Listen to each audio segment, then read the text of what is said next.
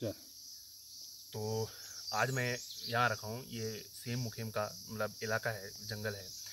और ये जंगल है द्वारी। फिर इका ऐच छ जुड़ को डांडू। और जुड़ के जो जुड़ का जंगल है उसके ऊपर फिर सेम मुखेम स्टार्ट होता है। वहाँ सतरंजू का सौड़ जो भी तलबला सेम।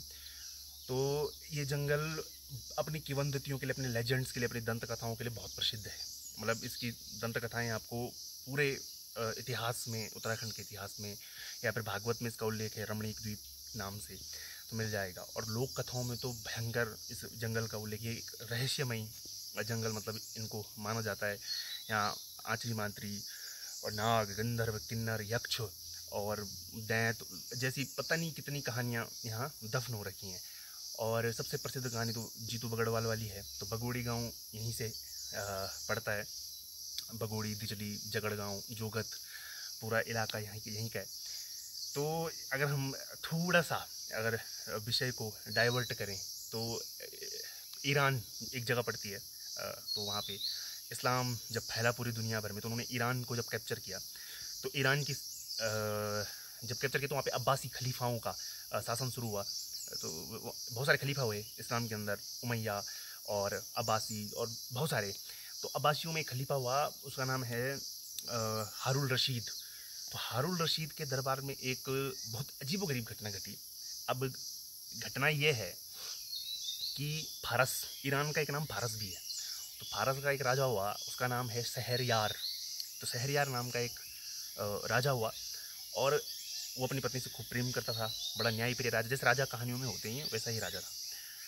शहरयार को एक दिन पता चला कि उसकी पत्नी का अफेयर जो है उसके छोटे भाई के साथ है। जब उसे पता चला तो बड़ा दुख हुआ, उसकी ईगो को चोट पहुंची। तो शहरयार ने अपनी पत्नी को भी मरवा दिया, अपने भाई को मरवा दिया और उसको औरत जात के ऊपर से उसका भरोसा ही उठ गया। तो उसने एक संकल्प लिया, बड़ा अजीबोगरीब संकल्प लिया। संकल्प ले लिया कि वो राज्य की हर दिन अपने ही राज्य की एक लड़की को लाएगा, उसके साथ निकाह करेगा, उसके साथ सोएगा और अगले दिन उसको मरवा देगा। ये सिलसिला काफ़ी महीनों तक चला। लोग परेशान हो गए, उनकी बेटियाँ एकदम बलि का बलि बन रही थी और वो उनके साथ सोता। और फिर तो एक बार तो जो शहरयार जो राजा है, तो जो उसका जो वजीर था, तो वजीर की बेटी का नाम था शहरजाद। अब इन दोनों में कंफ्यूज है थोड़ा। राजा शहरयार है, रानी तो जो वजीर की बेटी है वो है शहरजाद। तो शहरजाद ने अपने पिता को बोला कि मैं शादी करूँगी। तो पिता बोला कि ऐसे कैसे करेगी शादी, वो तेरे को मरवा देगा। उन्होंने बोला एक बार कराओ तो सही। तो निकाह हुआ। तो शहरयार और शहरजाद जब रात को कमरे में गए तो शहरजाद ने एक किस्सा छेड़ दिया शहरयार के सामने। वजीर की बेटी ने एक किस्सा छेड़ दिया। किस्सा इतना ज़बरदस्त, इतना एंटरटेनिंग था कि राजा उसको रात भर सुनता गया। अब जैसे सुबह हुई, सुबह की अजान हुई, तो अब रूल ये था कि जो संकल्प लिया था कि सुबह उसको मरवा डालेगा। अब वो जो शहरयार जो राजा है वो शहरजाद को मरवाना चाहता है, लेकिन किस्सा सस्पेंस वाली जगह पे छूट चुका है, इसलिए उसने उसे एक दिन की और मोहलत दे दी। फिर जब रात हुई फिर वो किस्सा वहीं से स्टार्ट हुआ। फिर अगले दिन फिर सस्पेंस में छूटा और ये क्रम चला 1000 रातों तक। वो कहानियों के अंदर से कहानियाँ फूटती गई, लेकिन कहानी कभी क्लाइमेक्स में पहुँचती ही नहीं। राजा एकदम से तिलमिला जाता सुबह तक कि कहानी खत्म क्यों नहीं हो रही है। और कहानी इतनी रोचक कि उसने रानी को हर दिन एक जीवन दान दिया, एक जीवन दान दिया।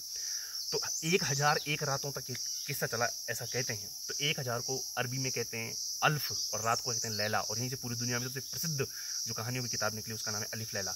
इसी के अंदर आपको कहानी मिलेगी एक जिन्न और सौदागर की, अलादीन का चिराग मिलेगा, अली बाबा 40 चोर खुलजा सिमसिम। तो ये कहानियाँ केवल एंटरटेनिंग की कहानियाँ नहीं है। इन कहानियों से नैतिकता जो समाज को चलाती है, भरोसा, प्रेम, ऐसे बड़े बड़े ईमानदारी या समयबद्धता जैसे मूल्य उनसे निकलते हैं कि आदमी अनुशासन जैसी चीज़ें, वहाँ ईमानदारी जैसी चीज़ें निकलती हैं।